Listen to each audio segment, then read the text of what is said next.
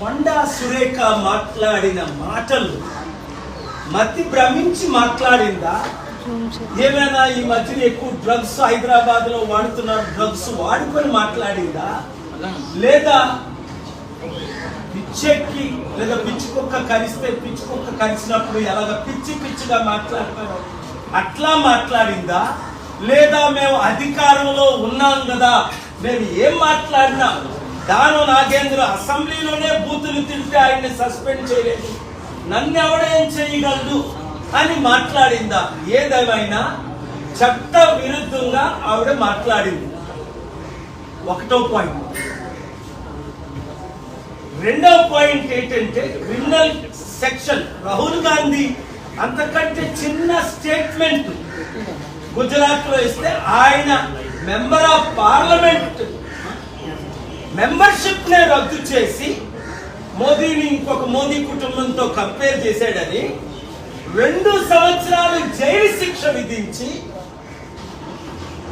Notice ఇవ్వకుంటే, అంత sudden గా టైం ఇవ్వకుంటే ఇల్లు ఖాళీ చేయించి నడి రోడ్డు మీద రాహుల్ గాంధీ పడేశారు. మరి కొండా సురేఖ మాటలు 100 రెట్లు వరుసగా ఉన్నాయి. ఒకటి, కాల్ ట్యాపింగ్ లో అప్పుడు కాంగ్రెస్ లో బీఆర్ఎస్ లో ఉన్న వారి వీడికి ఏమైనా ఇన్ఫర్మేషన్ ఇచ్చారా? ఇప్పుడు క్రిమినల్ ఇన్వెస్టిగేషన్ చేయాలి వీడి మీద ఇమీడియట్ గా. ఇప్పుడు కూడా డీజీపీ ఎందుకు ఆవిడని ఇమీడియట్ గా అరెస్ట్ చేయలేదు నోటీస్ ఇచ్చి? 2,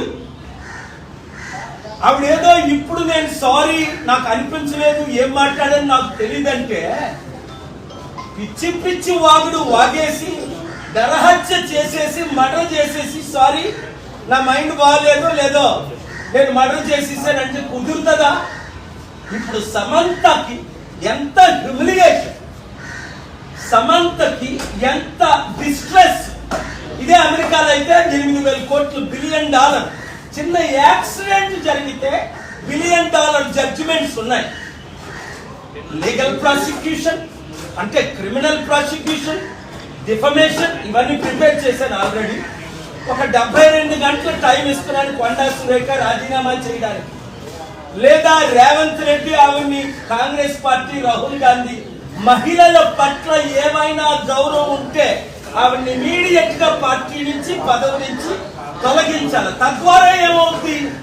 50% ఉన్న మహిళలకు మేము మహిళలను గౌరవిస్తున్నామని నోటీస్ పంపించడం. మీకు చిత్తశుద్ధి బయట లేకపోయినా ఉన్నట్టేనా వ్యవహరించండి. కనుక చాలా సెక్షన్స్ ప్రకారం డెఫినేషనే కాదు, క్రిమినల్ ప్రొసీడింగ్స్ కాదు, చాలా సెక్షన్స్ ఉన్నాయి. అవన్నీ నేను తర్వాత మాట్లాడతాను. 72 గంటల్లో కొండా సురేఖ రాజీనామా చేయాలి. 2, సమంత పేరుతో వాళ్ళ కుటుంబం అన్నది సమంతకి ఇంటికెళ్ళి అపాలజీ చెప్పాలి, నాగార్జున ఇంటికెళ్ళి అపాలజీ చెప్పాలి, నాగార్జున భార్యకి చెప్పాలి. వారి కుటుంబాలు నేను ఎప్పుడు కలలేదు, నాకు తెలియదు. అలాగే నాగార్జున కొడుకు వేరేదో నాగా చైతన్య, తనకి అపాలజీ చెప్పాలి. తక్షణమే రాజీనామా చేయాలి, లేదంటే all hell will break loose. కర్మం ఎక్కువైపోయి కాంగ్రెస్ పార్టీ చూసారా నిన్నేం జరిగింది? పొంగులేటి శ్రీనివాసరెడ్డి అదానీని సీక్రెట్ గా ఎందుకు కలిశాడు హోటల్లో? అందులో కాంగ్రెస్ లీడర్ కొనుగోలు ఎందుకున్నాడు? కొండానిక పొంగులేటి శ్రీనివాసరెడ్డి మీద రైతులు చేయించారు. ఆయన ఒక పెద్ద అవినీతి పరుడు. అవసరం వచ్చినప్పుడల్లా పార్టీలు మారుతుంటాడు, అందరికీ టోపీలు పెడుతుంటాడు. ప్రజలకు కూడా బుద్ధి లేదు. ఈ బుద్ధి లేని దొంగలకి, దోచుకున్నోళ్ళకి, మోసగాళ్ళకి, అవినీతి పరులకే ఓట్లు వేస్తున్నారు. 5,000 అంత తీసుకోండి. ప్రజలకి బుద్ధి రావాలి, గవర్నమెంట్ కి బుద్ధి రావాలి అంటే లీడర్స్, ముఖ్యంగా educated leaders, youth leaders, political leaders రాబోయే సర్పంచ్, ఎంపీటీసీ, ఎంపీటీసీ ఎలక్షన్ లో, గత ఎలక్షన్ లో వారికి ఎలా బుద్ధి చెప్పారో ఈ ఎలక్షన్ లో కాంగ్రెస్ పార్టీకి బుద్ధి చెప్తే మన తెలుగు రాష్ట్రాలు బాగుపడతాయి, మన దేశం బాగుపడుతుంది. తెలుగు రాష్ట్రాలు చట్టాల ద్వారా మనం మారాలి, మార్పు రావాలి. ఆ మార్పు రావాలంటే మనందరం కలిసి పనిచేయాలి. Thank you very much.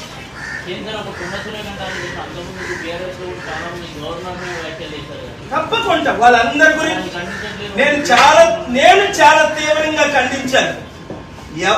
ఎవరిని రాహుల్ గాంధీయే ఒక ఎనాలిసిస్ చేశాడు పెద్దగా కాకుండా. I supported I wrote a letter, sumoto letter to the Chief Justice of India to restore Rahul Gandhiji a 9-page letter documentation with evidence that many politicians are speaking worse than Rahul Gandhiji. He was brutally punished, humiliated. But Konda Sureka ee roju kuda kallu nettiki vachina taramu kaladu andu Congress వాళ్ళందరికీ కళ్ళు ఎత్తుకొచ్చాయి. ఎందుకంటే BJP వాళ్ళు fail అయిపోయి KCR, BRS, TRS, TDP fail అయిపోయినందువల్ల ఇంకొకరు లేక మా ప్రజాశాంతి పార్టీ స్ట్రక్చర్ లేక 1% 2% ఉన్న కాంగ్రెస్ పార్టీ మళ్ళీ అధికారంలోకి వచ్చింది. ఇప్పుడు ప్రజలకు బుద్ధి వచ్చింది. అరే బాబు మళ్ళీ కేసీఆర్ ఉంటే బాగుందని. బుద్ధి లేదా మీకు? మళ్ళీ కేసీఆర్ ఎందుకు మనకి? వాళ్ళందరూ ఒకటే, గుర్తించుకోండి. ఆ 2-3 పార్టీలు, ఆ 2-3 కుటుంబాలు మన బడుగు బలహీన వర్గాలు, బీసీలు, ఎస్సీలు, ఎస్టీలు, ముస్లిం, క్రిస్టియన్ 90% ఉన్న మనల్ని అధికారంలోకి రానివ్వలేదు 78 సంవత్సరాలు. ఇక ముందు రానివ్వరు. కనుక మీరు కేసీఆర్ని మర్చిపోండి, కేటీఆర్ని మర్చిపోండి, ఆ పార్టీని మర్చిపోండి. వాళ్ళకి రెస్ట్ ఇద్దాం 10 సంవత్సరాలు. మన ప్రజాశాంతి పార్టీని గెలిపించుకుంటే ఇలాంటి పనికి మాలిన అవినీతి, కుటుంబ, కుల, చట్ట విరుద్ధంగా మాట్లాడినోడు ఎవరు నోరిప్పి మాట్లాడు. డెమోక్రసీ అంటే అర్థమేంటి? ఫ్రీడమ్ ఆఫ్ స్పీచ్ ఆర్టికల్ 19 ఉందని పిచ్చి కుక్కలాగా వాగడమా డిఫెమ్ చేస్తూ? కనుక దీన్ని నాట్ ఓన్లీ నేను తీవ్రంగా ఖండిస్తున్నాను, చట్టపరంగా అన్ని విధాల 72 గంటల తర్వాత నేను యాక్షన్ తీసుకుంటాను. కేసు ఫైల్ చేస్తాం. ఇప్పుడు 15 కేసులు ఫైల్ చేసాం, 15 గెలిచాం. కేసీఆర్ మీద కేసులు ఫైల్ చేసాం. కామారెడ్డి కేసీఆర్ కండా సురేఖ మీద రాహుల్ గాంధీని ఏ విధంగా డిస్క్వాలిఫై చేశారో అలాగే డిస్క్వాలిఫై చేయమని కేసు ఫైల్ చేస్తాం. డిఫమేషన్ కేసు ఫైల్ చేస్తాం. పబ్లిక్ ఇంట్రెస్ట్ లిటిగేషన్, ఎందుకంటే ఆవిడ పబ్లిక్ ప్రాపర్టీ కనుక ఆవిడ మీద ఫైల్ చేస్తాం. అలాగే సెక్షన్స్ చాలా ఉన్నాయి. ఐపీసీ 490, 500 ఉన్నాయి. చదవమంటే మీకు చదువుతాను, టైం లేదు కనుక. చాలా సెక్షన్స్ ఉన్నాయి. పరిస్థితిని బట్టి వీలైతే అక్కడ ఇప్పుడు 72 గంటల తర్వాత కోర్టు సెలవులు ఉన్నాయి కనుక అక్టోబర్ 14 వరకు అది మ్యాటర్ హౌస్ మోషన్ కాదు కనుక 14 తర్వాత తెలంగాణ హైకోర్టు జ్యూరిడిక్షన్ ఉంది, వేస్తాం. లేదంటే సుప్రీంకోర్టులో రాజీనామా చేస్తే, పదవి నుండి తొలగిస్తే నాకు కేసు టైం వేస్ట్ అవ్వకుండా మిగులుతుంది. లేదు అంటే మహిళలందరినీ గౌరవించడానికి కాంగ్రెస్ పార్టీ, పొలిటికల్ పార్టీ, అన్ని పార్టీలు పిచ్చిగా వాగుతున్నారు. ట్రంప్ ఏదో 2-3 మాటలు పిచ్చిగా వాగితే ఆయన్ని ఇంపీచ్ చేసి పడేశారే. పార్టీ నుంచి తొలగించడానికి రిపబ్లికన్స్ ట్రై చేశారే. ఒక ప్రెసిడెంట్ ఆఫ్ అమెరికా, మన దేశం ఎందుకు ఇంత దరిద్రం అయిపోయింది? ప్రతిసారి నేను వాదనలు వినిపించేటప్పుడు పొలిటికల్ కరప్షనే, రాజకీయ నాయకులు. నేను ఒకసారి ఎగ్జాంపుల్ ఇచ్చాను బిల్ క్లింటన్తో అంటూ, అమెరికాలోనే రాజకీయ నాయకులందరినీ ఒక పడవలో పెట్టి ముంచేస్తే మంచిదని. ఆయన ఏమన్నాడంటే మమ్మల్ని ముంచిస్తే మాకంటే వరస్టోలు వస్తారని. సో ఇప్పుడు మనం ముఖ్యంగా తెలుగు రాష్ట్రాల్లో ఈ పనికిమాల రాజకీయ నాయకులందరినీ ముంచారంటే 7569441275 ప్రతి ఒక్కరు సర్పంచులు, ఇండిపెండెంట్ రండి, కలిసి రండి. లేదా నష్టపోయింది మీరే. లక్షల కోట్లు అప్పు. ఇప్పుడు చూడు, పొంగులేటి శ్రీనివాస్ రెడ్డి అదానితో ఏ డీల్ పెట్టుకున్నాడు? ఇంత సీక్రెట్ గా కలవాల్సిన అవసరం ఏంటి?